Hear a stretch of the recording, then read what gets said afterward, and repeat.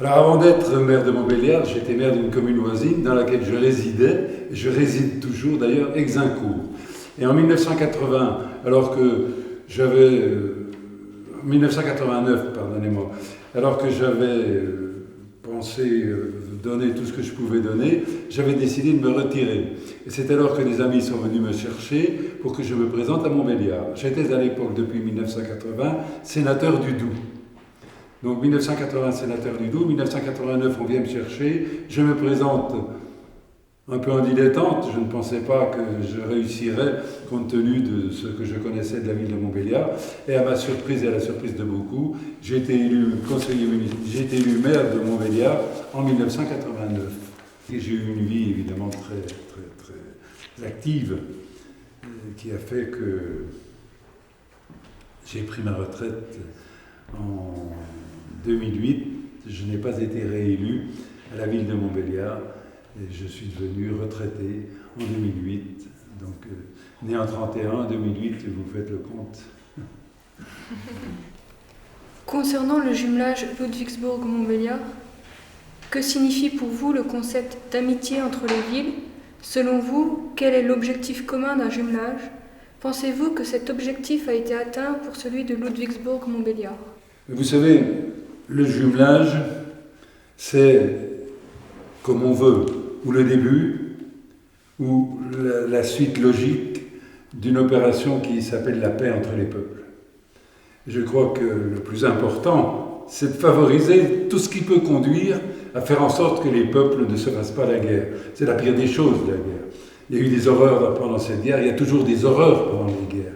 Et il y a encore actuellement, vous le savez bien, des horreurs à 2 heures d'avion d'ici.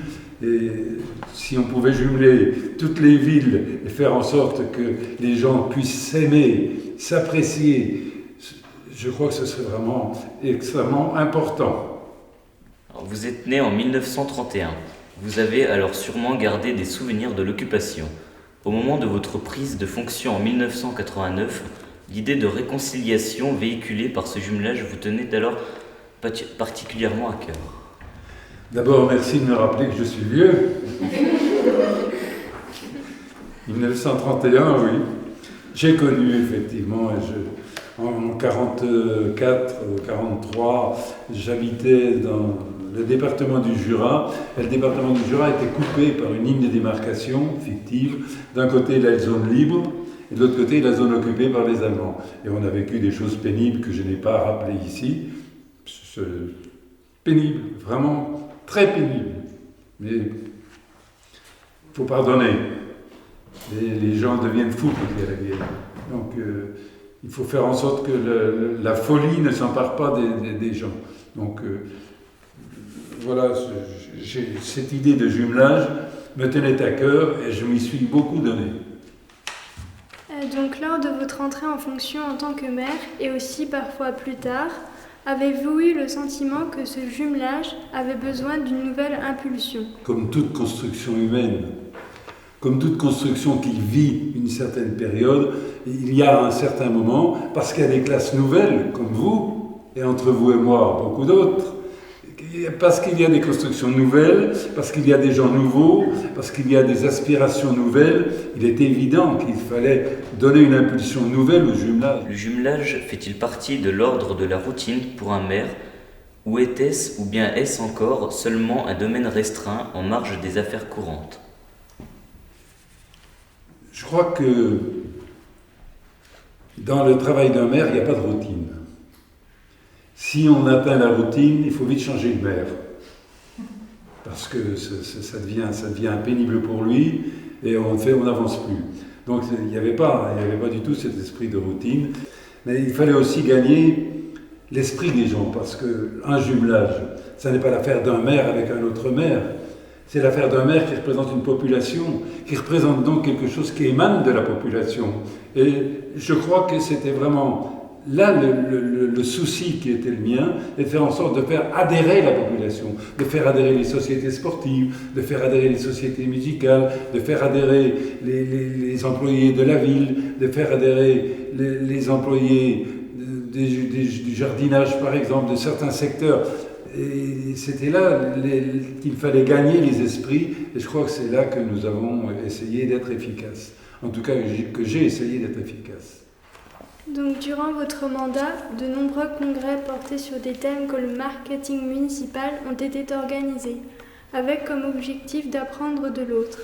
Avez-vous repris des suggestions émises par l'administration de Ludwigsburg et les avez-vous ensuite appliquées à l'administration municipale de Montbéliard? Dans une ville comme la ville de Montbéliard, qui compte quand même un certain nombre d'employés, autour de 600, ce serait bien prétentieux de dire que c'est le maire qui a impulsé des changements. Le maire a voulu que les gens se rencontrent pour qu'ils apprennent des nouvelles méthodes de travail. Mais forcément, c'était différent, puisque l'organisation même, l'organisation administrative de l'Allemagne et de la France, de vos Länder et de nos départements et de nos régions sont différents. Donc à partir de ce moment-là, bien évidemment, on a pris contact avec des moyens nouveaux de travailler, des moyens différents de travailler. Mais ça ne veut pas dire que c'est le maire qui les a impulsés. Les services ont effectivement pris des initiatives, les uns et les autres. Il y a eu des échanges dans les deux sens, effectivement. Avez-vous échangé sur d'autres thèmes plus particulièrement? Sur beaucoup de thèmes. Sur beaucoup de thèmes, on a eu des réunions plénières tant à Ludwigsburg qu'à Montbéliard, sur lesquels on a parlé par exemple de la justice, de l'aide sociale, de la manière d'accueillir les jeunes enfants, etc. On a eu beaucoup de contacts sur ces sujets-là et on a bien sûr échangé beaucoup sur le domaine culturel aussi. Heureusement qu'on ne s'est pas limité à un discours par an. Heureusement qu'on ne s'est pas limité à un repas par an avec le boum boum, etc. On a travaillé par exemple sur la culture, je l'ai dit, mais sur les espaces verts par exemple. Il y a eu des échanges, on y reviendra, sur les espaces verts. Il y a eu aussi sur l'Afrique où l'Allemagne a été moteur. À l'époque, cette nouvelle forme de coopération avait-elle pour but de donner au jumelage une nouvelle direction? Je ne pense pas que c'était le but principal. Le but principal, c'était effectivement de venir en aide à des populations qui en avaient besoin. Et nous étions à ce moment-là d'accord d'y contribuer. Avez-vous rencontré des problèmes pour lancer l'action humanitaire commune en Afrique et en assurer la pérennité? L'action humanitaire n'a jamais posé de difficultés. Et je veux dire que nous avons été de ce côté-là très bien écoutés, très bien entendus, et que les choses se sont bien passées. Et puis, je ne me rappelle plus du nom, je ne me souviens plus du nom du docteur allemand qui était un homme de grande sagesse et qui nous a vraiment très bien aiguillés sur ce sujet, très bien épaulés. Selon vous, en quoi consiste la plus-value de ce genre de mesures d'aide ponctuelle? Je crois que quand on dit que c'est un symbole fort humanitaire, il me semble qu'il n'y a pas besoin d'autres explications. Le symbole fort de l'humanité, de l'entraide entre les peuples, réside dans le fait de vouloir jumeler des communes, réside aussi au fait de venir en aide à des pays qui en ont besoin. Et c'est de notoriété publique que ces pays en ont besoin. Y a-t-il eu des choses dont vous vous réjouissez tout particulièrement quand vous allez à Ludwigsburg?